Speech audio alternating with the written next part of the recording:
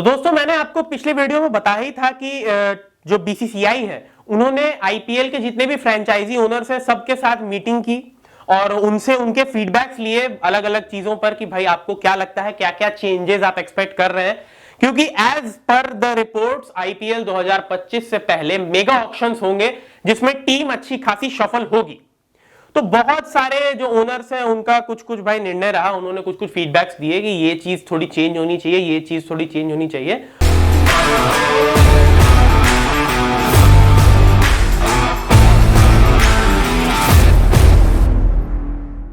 तो उसी पर चर्चा करेंगे। मैं हूं आपका होस्ट और दोस्त मयंक, आप देख रहे हो क्रिकेट स्टूडियो अड्डा। अगर आप चैनल पर नए नए आए हो तो प्लीज इसे सब्सक्राइब कर दो और बेल आइकन दबा दो, और हाँ, वीडियो को एंड तक देखना, पसंद आए तो लाइक और शेयर कर देना। अब यार देखो क्या है कि आईपीएल 2025 से पहले मेगा ऑक्शन होना है एंड मेगा ऑक्शन में हम सबको पता ही है कि जो पहले जो रिटेंशन पॉलिसी थी वो कुछ इस प्रकार थी कि आप 3 प्लेयर्स रिटेन कर सकते थे और 2 आपको आरटीएम्स मिलते थे। आरटीएम्स यानी कि अगर मान लीजिए कि आपका कोई प्लेयर है जो आपके लिए खेलता था बट वो ऑक्शन में लिस्टेड है और ऑक्शन में किसी दूसरे टीम ने उसे खरीद लिया, तो आप आरटीएम यूज करके उसी प्राइस पर उस प्लेयर की सर्विसेज को रिटेन कर सकते हैं जिस प्राइस पर दूसरी टीम ने उसे खरीदा है। तो 2 आरटीएम्स मिलते थे और 3 रिटेंशंस मिलते थे, यानी कि एक टीम मैक्सिमम 5 प्लेयर रिटेन कर सकती थी अगर वो चाहती तो।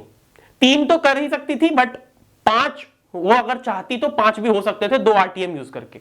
लेकिन अब most of the franchise owners की डिमांड है कि रिटेंशंस की जो संख्या है उसे बढ़ाई जाए। खास करके इस ग्रुप में शाहरुख खान थे, काव्या मरान जो कि सनराइजर्स हैदराबाद की ओनर है, उन्होंने भी इसका सपोर्ट किया कि भाई हमें ज्यादा रिटेंशन चाहिए, क्योंकि क्या होता है कि एक कोर जो हमने बिल्ड किया है अपनी टीम का वो पूरी तरह से चेंज हो जाता है जब भी मेगा ऑक्शंस आते हैं। तो और भी बहुत सारे सजेशंस दिए गए। और भाई एक बार मतलब बीच में तो नेस वाडिया और शाहरुख खान के बीच लड़ाई हो गई। आपको बता दूं नेस वाडिया जो है वो पंजाब किंग्स के को ओनर है और शाहरुख खान जो है वो आप सबको पता ही है कि केकेआर के को ओनर है जो कि अभी अभी आईपीएल जीती है 2024 में। तो भाई उन दोनों के बीच में भी काफी बहसा बहसी हो गई, क्योंकि पंजाब किंग्स के जो को ओनर है नेस वाडिया वो चाहते हैं कि रिटेंशंस ना मिले ज्यादा, टीम्स पूरी अच्छे से चेंज हो। तो वही केकेआर के ओनर शाहरुख खान का मानना था कि नहीं भाई हमें ज्यादा से ज्यादा रिटेंशन चाहिए, जितने भी आप हमें दे सकते हो आप हमें दो, क्योंकि हमें अपना कोर जो है वो मेंटेन रखना है। ठीक है, हम उस कोर के अराउंड अपनी टीम दोबारा बिल्ड कर लेंगे अलग अलग प्लेयर्स के साथ, लेकिन हमें अपना कोर मेंटेन रखना है। और कहीं ना कहीं जब मेगा ऑक्शंस आते हैं तो वो जो कोर है टीम का वो चेंज हो जाता है, जिस वजह से बहुत नुकसान होता है भाई। और बात तो सही है, आईपीएल बहुत पैसा लगता है यार, ऐसे थोड़ी है।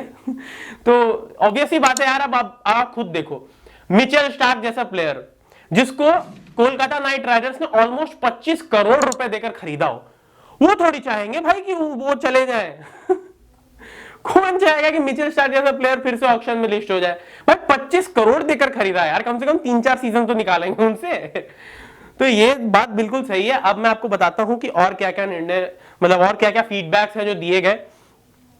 चेन्नई सुपर किंग्स के जो ओनर्स थे उन्होंने कहा कि रिटायर्ड प्लेयर्स जिन्होंने 5 साल से ज्यादा हो चुका है क्रिकेट से रिटायरमेंट लिए, उनको अनकैप्ड प्लेयर के तौर पर टीम में मतलब रिटेन कर सकते हैं, क्योंकि अनकैप्ड प्लेयर्स को रिटेन किया जा सकता है। ऐसा हमें पता चला है कि अनकैप्ड प्लेयर्स के रिटेंशंस में ज्यादा दिक्कत नहीं है।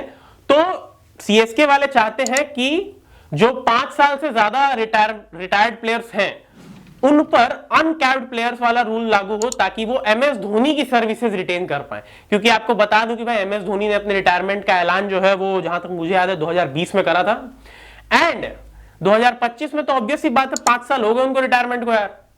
तो रिटायरमेंट के 5 साल होने पर भाई अब वो अनकैप्ड प्लेयर की लिस्ट में आने चाहिए। आपको बता दूं कि ये रूल जो है ये आईपीएल में 2008 से 2021 तक था, लेकिन 2022 से इस रूल को हटा दिया गया। और काव्या मरान इसके सपोर्ट में भी है कि इस रूल को हटे ही रहना चाहिए, यानी कि रिटायर्ड प्लेयर्स को अनकैप्ड के लिस्ट में नहीं डालना चाहिए, क्योंकि कुछ कुछ जो रिटायर्ड प्लेयर्स है वो ऑक्शन में और अमाउंट में बिके जा सकते हैं। तो ये कहीं ना कहीं अनफेयर होगा उन प्लेयर्स के लिए कि आप उनको अनकैप्ड प्लेयर के रूल्स उन पर लागू करें और उनको उस तरह से रिटेन करें। तो भैया ऑब्वियस ही बात है, चेन्नई सुपर किंग्स वाले तो चाहेंगे कि किसी तरह एमएस धोनी एक और सीजन दिख जाए, एक और सीजन खेल लें भाई, है कि नहीं? चेन्नई सुपर किंग्स वालों की तो जान अटकती है। आप खुद देखो भाई, इतने साल से एमएस धोनी कैप्टनसी कर रहे थे, Chennai super kings qualify qualify qualify qualify qualify qualify, हर बार क्वालिफाई। मुझे याद है सिर्फ एक बार ही ऐसा हुआ आईपीएल के पूरे इतिहास में कि MS Dhoni Chennai super Kings के कैप्टन है और चेन्नई सुपर किंग्स प्लेऑफ्स के लिए क्वालिफाई नहीं करी, और वो मुझे याद है वो हुआ था 2020 में। 2022 में आधे सीजन रविंद्र जडेजा ने कैप्टनसी की थी, उसके बाद उन्होंने छोड़ दिया, फिर एमएस धोनी आए, बट वहां से रिकवरी करना बहुत मुश्किल था। तो 2022 में भी चेन्नई सुपर किंग्स की टीम जो है वो प्लेऑफ्स में नहीं पहुंची। लेकिन उसके अलावा आप देखो जितने भी सीजन रहे हैं आईपीएल के और एमएस धोनी वहां कैप्टन रहे हैं, भाई चेन्नई सुपर किंग्स मजाले क्वालिफाई ना करे।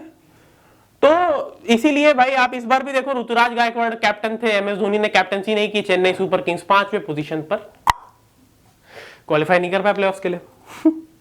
तो भाई मुझे लगता है इसीलिए भाई चेन्नई सुपर किंग्स वाले अपने सारी जान लगाने को तैयार हैं कि किसी तरह एमएस धोनी एक और सीजन के लिए हमें मिल जाए और उनकी सर्विसेज हम किसी तरह रिटेन कर ले, क्योंकि ऑब्वियस सी बात है एमएस धोनी उस एज के नहीं है कि उनको एक प्रॉपर रिटेंशन दिया जाए कि हाँ भाई आपको 3 रिटेंशन मिला, आपने एक बार एमएस धोनी रिटेन कर लिया, उनका भरोसा ही नहीं है कि वो 3 सीजन और खेलेंगे ही नहीं। तो भाई आप खुद सोचो कि आप अगर उनपे पूरा का पूरा रिटेंशन बर्बाद कर रहे हो तो फिर बहुत दिक्कत हो सकती है चेन्नई सुपर किंग्स को।